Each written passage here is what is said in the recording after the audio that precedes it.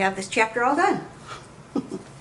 So homework 19 here is talking about the domain and the range. And on one of those previous pages that you probably did with Jane, you did do some stuff with domain, and you found out that your domain are your x values, and your range is your y values. So instead of just singly listing them, you're going to do the domain and the range as an interval. So when you think about your x values, you're thinking about the x-axis, and the x-axis goes from left to right on your graph. So when I'm going to do my domain, I'm going to look for my farthest left point. The farthest left point on my x-axis would be at -3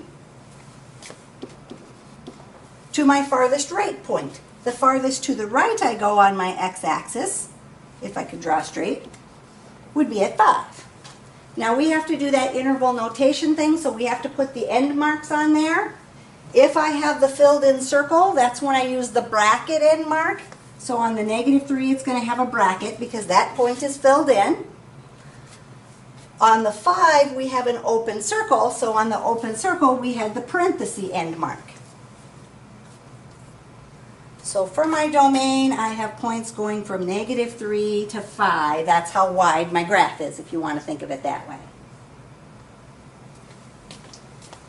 For my range, the range is the y values because they go from smallest to largest. We're going to look at our graph from bottom to top. So the bottom point on my graph for a y value is going to be down there at -5. The top point on my graph, the highest one, goes up to a y value of 4.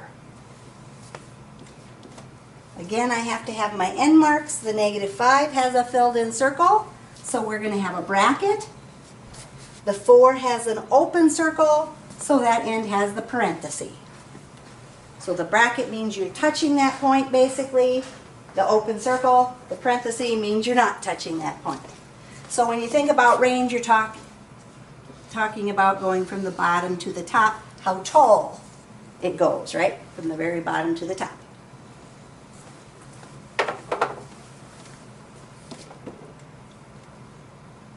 So number 2 here, if I look at that one, if I'm going to do my domain. My domain, I'm going from left to right. My farthest left x value is at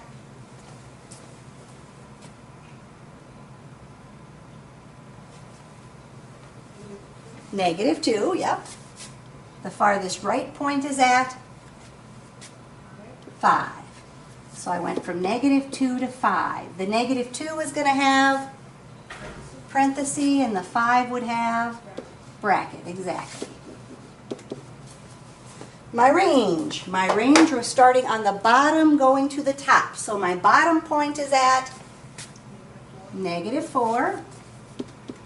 My top point is at 2. The -4 has bracket, and the 2 parenthesis. All right, the third one looks a little different. So I put it on there because I like to throw things on that look a little different. My domain going from left to right. So my domain would be going from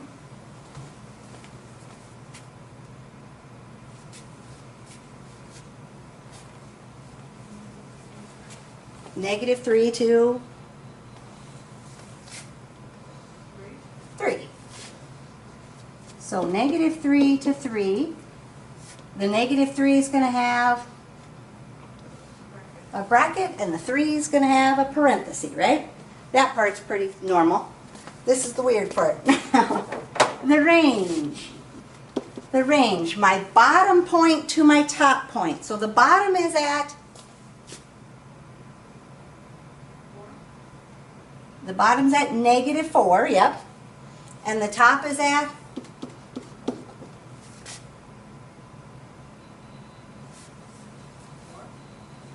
-4 to 5, right? Goes all the way up to 5. Now, the end marks for those. The -4 is in the middle of the graph. In the middle of the graph, it's like having a filled-in dot, a filled-in dot, a filled-in dot. You are touching that point. So that point, if it's in the middle of the graph, is going to have a bracket on it. It doesn't show a big dot there, but we know that the graph is continuous. There's not a hole there. Same thing on the top. The top is kind of deceiving because you've got two different points up there. But if either of them is filled in, you are touching it at some point. We're touching it over here on the left. So that end is also going to have a bracket. If they were both open circles, then I'd have a parenthesis. But if one of them is filled in, then you are touching it at that point. So you are going to have a bracket. So if it's in the middle of the graph, or if I've got more than one end, and if any of them is filled in, then you are going to use the bracket on that. So my range, -4 to 5, brackets on both ends.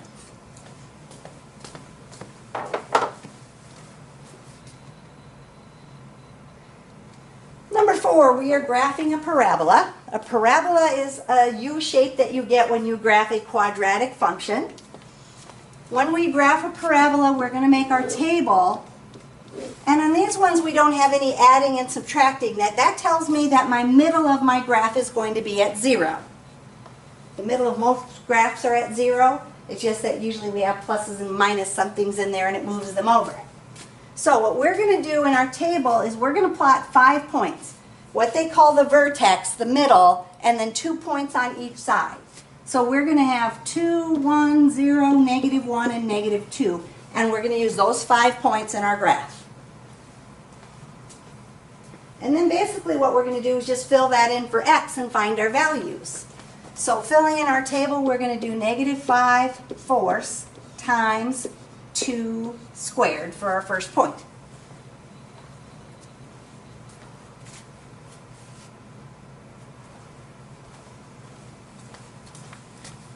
So 2 squared, because I got to do my exponent first. 2 squared is 4.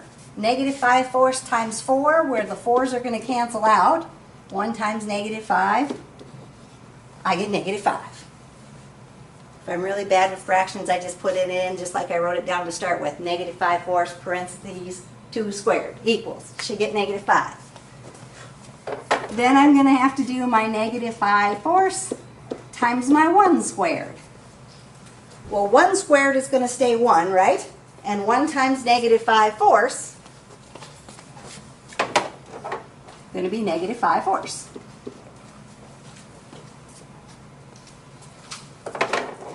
Then I'm going to do -5 fourths times 0 squared. Well, 0 squared is going to be 0, right? And 0 times -5 fourths, still going to be 0. Then I have to do my -5 fourths, fourths, times -1 squared. So when you think about squaring a -1, a -1 times a -1 would make that +1. 1 times -5 fourths is -5 fourths.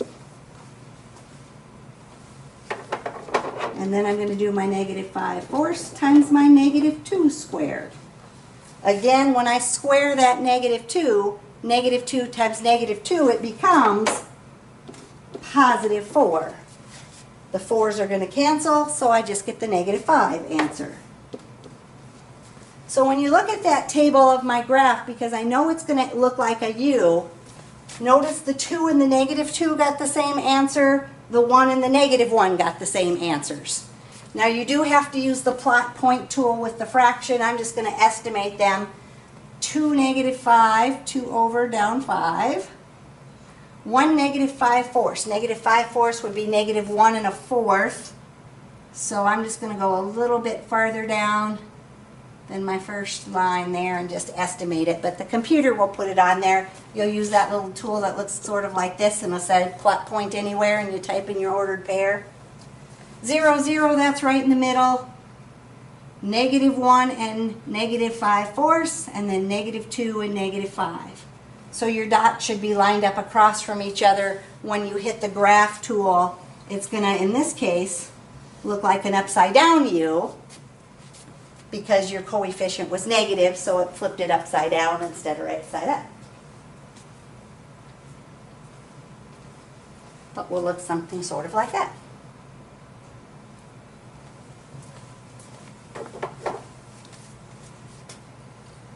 So if I am graphing the parabola 1/2 x squared, again when I graph these I'm always just going to use 2, 1, 0, -1, and -2. Because there's no shifting to my graph. So if you do 1/2 times 2 squared, what do you get?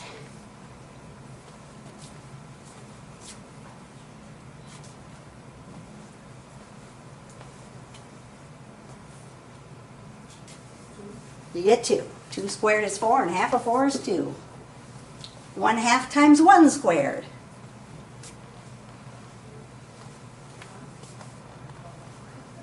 One half times 1 squared is going to be a half. 1 squared is 1, and 1 times a half is still 1/2. 1/2 times 0 squared. 0. 0 times anything, 0. 1/2 times -1 squared. Going to be positive 1/2, because when you square that -1, it becomes positive. And 1/2 times -2 squared, positive 2. -2 squared is a positive 4, and half of 4 is 2. So that I can plot my points. 2, 2, 1 only goes up to a half, 0, 0, -1 goes up to a half, and -2 goes up to 2. And this one, because it had a positive coefficient in front of my x squared, goes upwards instead of downwards. Looks something sort of like that.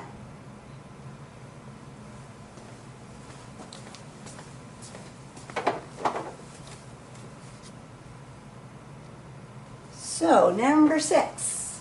Same thing, graphing my parabola using 2, 1, 0, -1, and -2 into my -3/2 x squared. So -3/2 times 2 squared.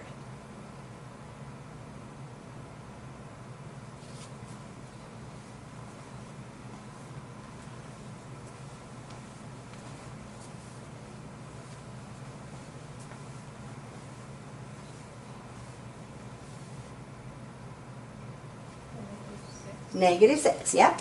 2 squared is 4.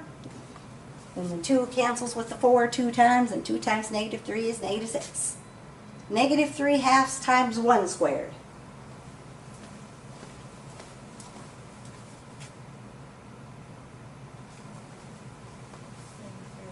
Just going to be -3/2, exactly, because if I do 1 squared, it stays 1, and 1 times whatever's in front gives me whatever's in front, right? -3/2 times 0 squared. 0. 0 times anything is 0. -3/2 times my -1 squared. It's still -3/2. And -3/2 times my -2 squared. -6. So that those match up, and my 0, of course, is in the middle. So 2 -6. 1 and -1.5 would be -3/2. 0, 0, -1 and -1.5, and -2 and -6. And again, the coefficient was negative, so my parabola goes upside down. And there's my graph. So 7, 8, and 9 then are going to do a cubic function instead of a squared function. So they look sort of the same, but now we have x to the third instead of x to the second. My table's going to be the same table I did before. I'm still going to use 2, 1, 0, -1, and -2. So I'm going to do 1/2 times 2 to the third power. 2 to the third, 2 times 2 times 2 is 8. Half of 8, going to give me 4, right? Then I'm going to do my 1/2 times 1 cubed.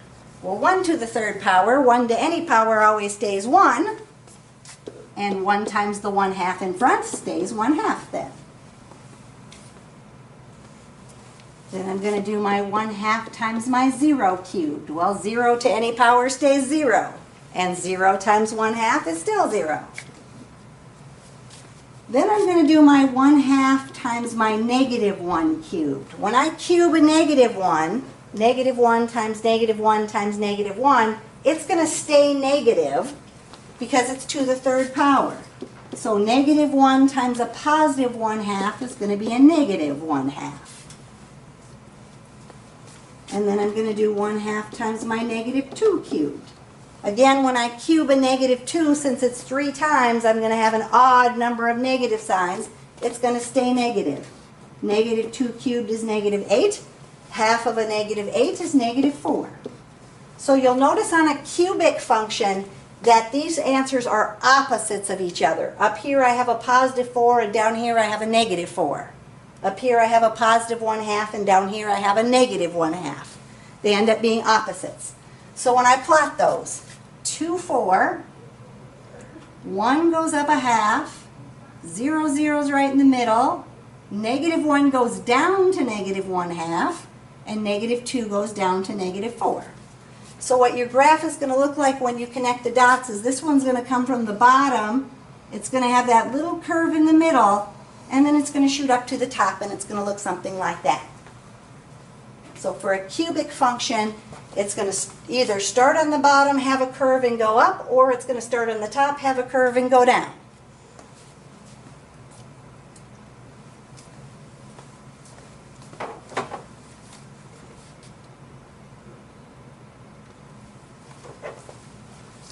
So, number 8, I'm going to have 2, 1, 0, -1, and -2. So if I do -11/8 times 2 cubed, I'm going to get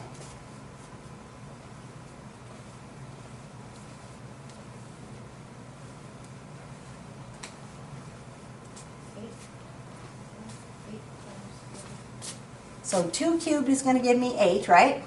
The 8s are going to cancel, so I'm going to get the -11 on top. So with 2, I got -11. If I do -1 cubed,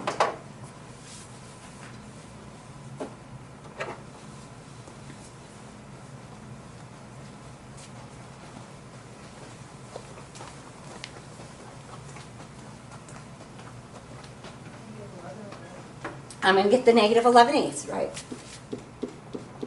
You have to use the plot point tool on that one. But 1 cubed just stays 1, and 1 times -11/8, still -11/8.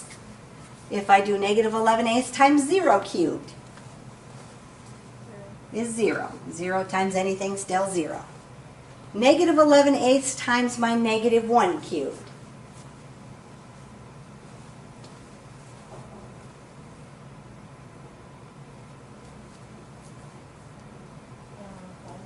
Ends up being +11/8 because I'm going to have a negative times a negative, going to change it to a positive.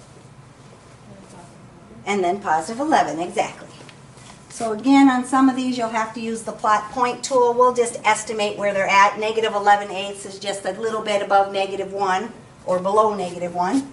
So 2 and -11. My graph isn't that long. I'm going to just estimate where it is. You'll probably have a better graph. I just copied the same graph. I'll put it way down there. 1 and -11/8 would be just a little bit below that first line. 0, 0. Then -1 goes to +11/8, so just above that line. And -2 is going to go up to 11, which doesn't quite fit on this graph, but will fit on the ones on Alex. And so my graph, if I could draw straight, looks something sort of like that.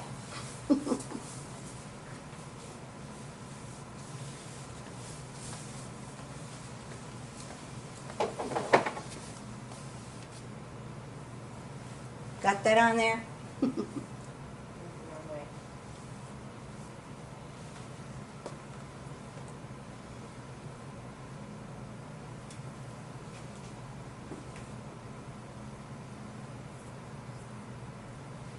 And you'll just hit the graph button and it'll connect the dots for you. All right. So again, we're graphing a cubic function. It doesn't have any shifts. So we're going to use the same points, 2, 1, 0, -1, and -2, and just plug those in for our x's.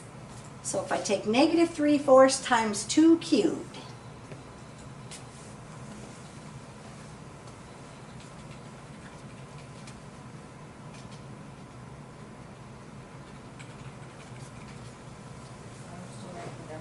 Okay. We're on homework day 19, which should be the last one in your packet for chapter 2.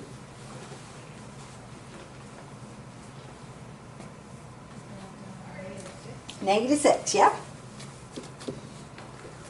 -3/4 times 1 cubed.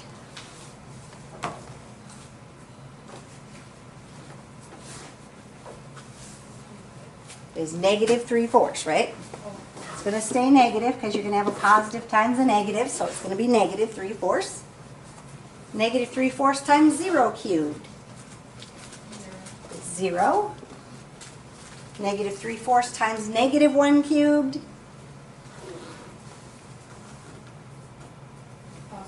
+3/4. And -3/4 times -2 cubed. +6. So 2 -6, 2 over down 6. 1 and -3/4 would be partway down right before that line. Again, the plot point tool will put it exactly where it should go. 0, 0 is right in the middle. -1 and a +3/4. And then -2, +6. So we're going to have here a little curve in the middle, shoot down to the bottom. So my graph looks something sort of like that.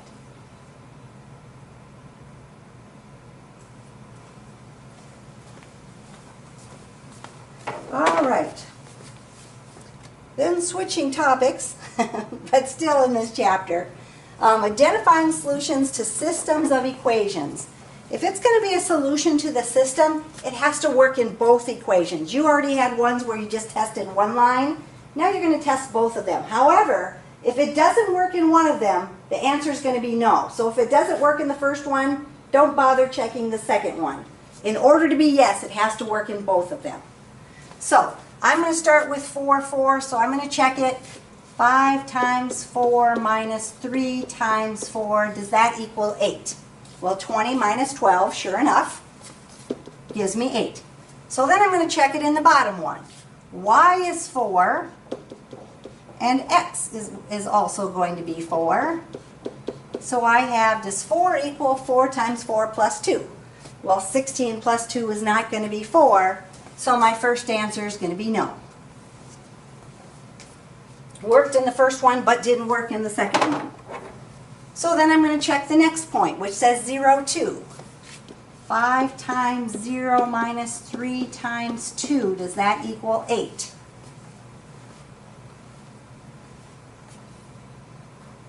Well, 5 times 0 is 0.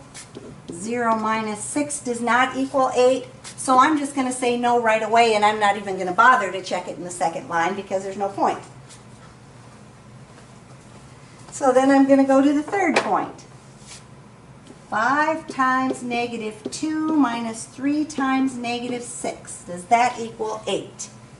-10 plus 18. Yep, that one equals 8. So then I got to check it in the bottom one.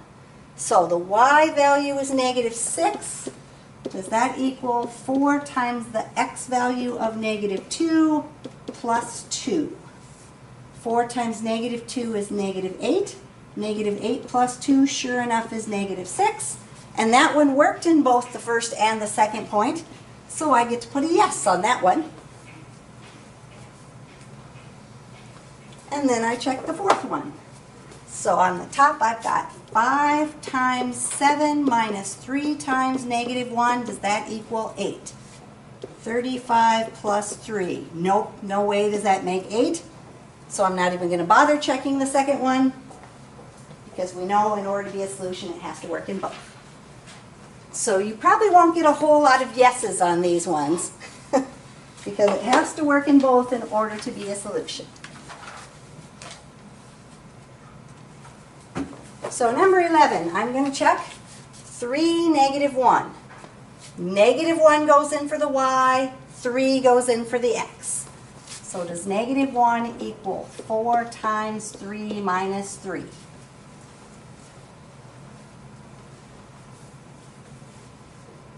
Is that a yes or a no?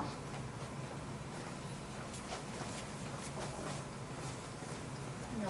Nope. It's since that's a no, I'm not even going to bother checking that second equation. So I'm going to go to the next point where we're using 5 and 17. 17 in for the y. Does that equal 4 times 5 for the x minus 3? That one's a yes, so that means since this is a yes, I've got to check my second equation. So 8 times the x value of 5 minus 2 times the y value of 17, does that equal 6?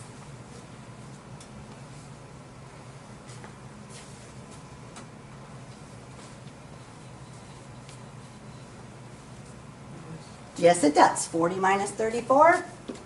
So I got a yes and a yes, so that second point, I get to mark yes, it did work in both of my equations. So now I go to the third order pair, checking in the top one, 7 in for y, so does, and then I write the 0, does 7 equal 4 times 0, which is the x value minus 3? Does 7 equal 4 times 0 minus 3? No. Since it's a no, I'm just going to mark no then. And then I check the fourth one. So negative 11 in for the y. Does that equal 4 times negative 2 minus 3?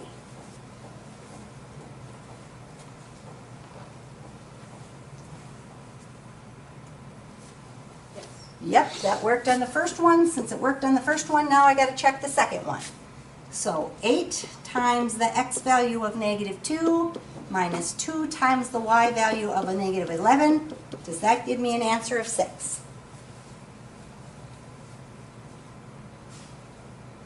Yes. Yes, it does. So I got a yes and a yes. So I'm going to mark yes for my fourth point.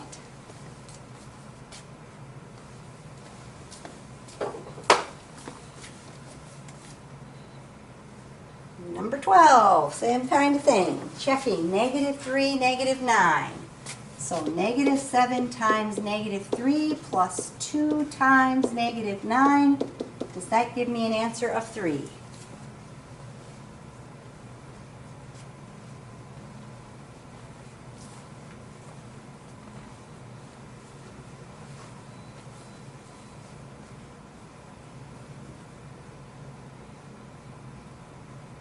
Yes, it does. So since it worked on the first one, now I got to check the second one. So the second one says take 2 times negative 3 minus 3 times negative 9 to see if it equals 4 or not. No, it doesn't. No, it doesn't. Since I got a no on one of them, it's going to be no for the whole thing. Now I can check the second one. So negative 7 times the x value of 8 plus 2 times the y value of 4. Does that give me an answer of 3? No. Nope. Since I got a no, I can just mark no and not check the second one, unless you really want to. Checking the third one. Negative 7 times the x value of 0 plus 2 times the y value of 5. Does that equal 3? Nope. Again, since I got a no, I can just mark no, and I can check the last point. So negative 7 times negative 1 plus 2 times negative 2, does that equal 3? Yes. Yep, works on that one. So that means we've got to check our second equation. 2 times negative 1 minus 3 times negative 2, does that equal a positive 4? Yes. Yes, it does. I got a yes for both of them, so then I can mark yes for that system of equations.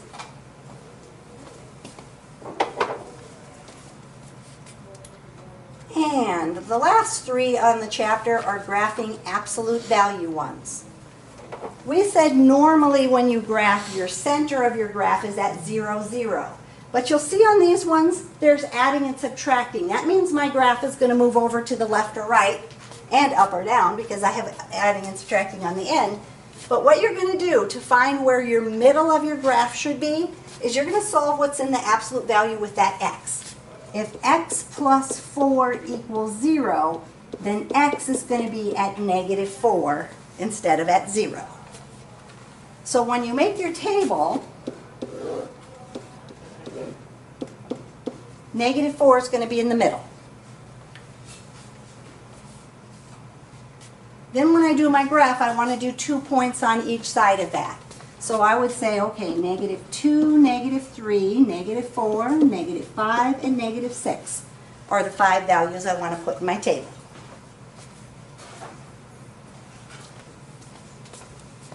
Now I've got to do some work, because now I've got to plug those numbers into my equation and solve it. So I'm going to start with 2 times the absolute value of negative 2 plus 4 minus 3. Inside the absolute value, negative 2 plus 4 is 2. The absolute value of 2 is still 2. So now I have 2 times 2, which is 4. 4 minus 3 is 1.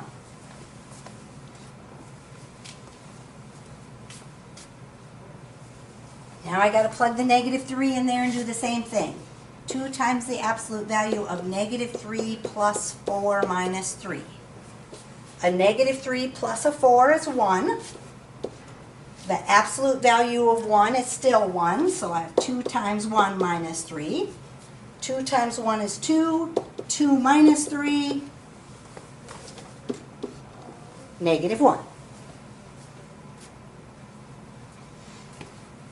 Now I get to put the negative 4 in there. 2 times the absolute value of negative 4 plus 4 minus 3. Negative 4 plus 4 is 0. The absolute value of 0 is still 0. 0 times 2, still 0. However, I have 0 minus 3 then, and 0 minus 3 would give me negative 3. Then I'm going to put my negative 5 in. 2 times the absolute value of negative 5 plus 4 minus 3. So negative 5 plus 4 is negative 1. However, the negative 1's in the absolute value. The absolute value of negative 1 changes that to plain 1, right? So I have 2 times 1 minus 3. 2 times 1 is 2. And 2 minus 3 is negative 1. And then I've got to do the negative 6. 2 times the absolute value of negative 6 plus 4 minus 3. Negative 6 plus 4 is negative 2, but it's in the absolute value. So the negative 2 becomes positive 2. 2 times 2 minus 3 would be 4 minus 3, which is 1. Notice on there, the top answer and the bottom answer are the same. The second answer and the fourth answer are the same. And the other one should be in the middle. When I plot those points, negative 2, positive 1. Negative 3, negative 1. Negative 4, negative 3. Negative 5, negative 1. And negative 6, positive 1. What's going to happen is it's going to look sort of like a V. And on Alex, instead of just letting you click the graph button like they do with the parabola and the cubic function, they're actually going to make you draw it. So what you're going to have to do is put the ruler on the vertex and one of the endpoints and draw your line from the vertex through that endpoint. And then you're going to have to put the ruler on the vertex and the other endpoint and draw a second line, if I could draw, so it looks like a V. Be careful that you don't go beyond the vertex when you draw that. You can't go below that. It should look like a V when you're done. But when you do an absolute value equation, it's going to look like a V or an upside down V, depending on if your coefficient is negative or positive. Because I scribbled everywhere. So number 14. First thing I want to do is to figure out where the middle point of my graph should be. So if I'm going to figure out where my vertex is going to be, I'm going to take that part in the absolute value, the x minus 1, and set it equal to 0, and then solve that. If I solve that for x, I get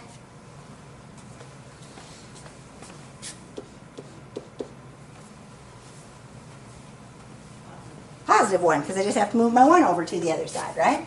So 1 is going to be the middle number in my table. I want 2 points on each side of that. So 1, 2, 3, 1, 0, negative 1, right? 3, 2, 1, 0, negative 1.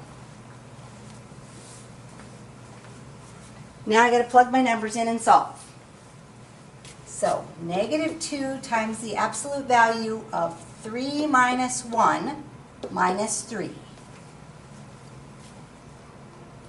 So 3 minus 1 is 2. 2 times the negative 2 in front will be negative 4. Negative 4 minus 3 gives me negative 7. And I have negative 2 times the absolute value of of 2. Use the right number in there. 2 minus 1 minus 3 on the end. So 2 minus 1 is 1. Absolute value of 1 stays 1. 1 times negative 2 is negative 2. And a negative 2 minus 3 would be negative 5. Then I'm going to do negative 2 times the absolute value of 1 minus 1 minus 3. 1 minus 1 is 0. 0 times negative 2 is still 0. 0 minus 3 gives me minus 3. Then I have to do negative 2 times the absolute value of 0 minus 1 minus 3. So 0 minus 1 is negative 1, but it's in the absolute value, so we change it to a positive 1, right? Absolute values make that number positive. 1 times negative 2 is negative 2. Negative 2 minus 3, negative 5. Then I have negative 2 times the absolute value of negative 1 minus 1 minus 3. So negative 1 minus 1 is negative 2, but it's in the absolute values, so we make it positive. 2 times negative 2 is minus 4, and a negative 4 minus a 3 minus a 7. So that these two answers match up, these two answers match up, and the other one's in the middle. So 3, negative 7. 2, negative 5. 1, negative 3. 0, negative 5. And negative 1, negative 7. So your dots should look like they're in a V shape. You're again going to have to draw the two lines. So from the vertex through one endpoint, and then from the vertex through the other endpoint, so you have that V shape. Just to note, it doesn't like it if you stop right on the endpoint. Make sure you draw it through that endpoint to show that it does keep going. It doesn't stop right on the end. Otherwise, it gets to be a little picky on Alex sometimes. And the last one on chapter 2. So, again, since we have a shift to this graph, we have to figure out what our middle value should be for x. What should our middle x value be? Negative 3. If I have a negative 3 in here, that makes this 0. That's what you're trying to do, is make that absolute value 0. So 2 points on each side of that. If I go up from negative 3, I would have negative 2 and negative 1. If I go down from negative 3, negative 4 and negative 5, right? So 3 times the absolute value of negative 1 plus 3 plus 4. What do you get for your answer when you solve that?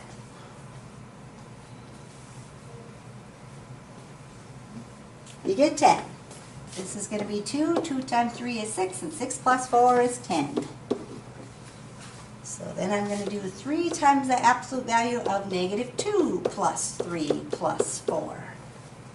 If I solve that one, I get 7. This is going to be 1. 1 times 3 is 3, and 3 plus 4 is 7. So then I do 3 times the absolute value of negative 3 plus 3 plus 4. And I get 4. the 4, because this is going to be 0. So I just get the 4 on the end. Then I do 3 times the absolute value of negative 4 plus 3 plus 4.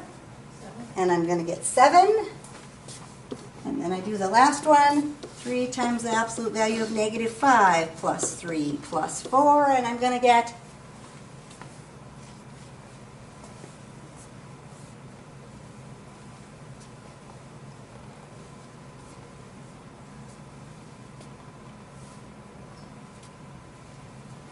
10.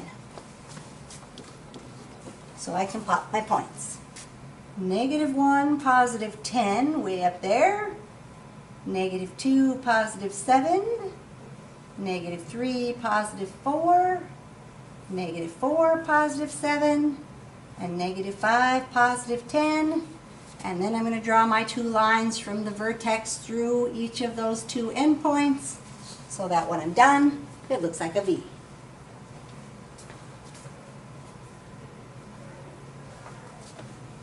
Alrighty. So if you look at the front of your My Pi, it should say that you have so many topics to do to finish the chapter. We're going to take the midterm on Wednesday, and you want to try to have as much of the review chapter 1 and chapter 2 done, so that at least you can get a 35%. That would be halfway to a C. More preferably a 50%, so you'd be halfway to an A. And we'll just work on our pie charts the rest of the class period and try to get as much done as we possibly can.